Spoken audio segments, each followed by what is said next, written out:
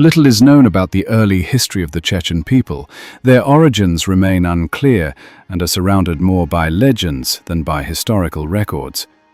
Understanding their ancient culture is especially difficult for two main reasons: the influence of Avar Imams. These religious leaders, who led the resistance of Northeast Caucasians against Russian expansion, often saw native traditions as obstacles. To promote the Sufi worldview, they tried to suppress local cultural practices. Centuries of Russian oppression. Over the last 300 years, the Russian state has repeatedly tried to impose foreign values and behaviors on the Chechen people. This took the form of forced expulsions, deportations, massacres, and full-scale military invasions. Unsurprisingly, these actions have deeply damaged Chechen society.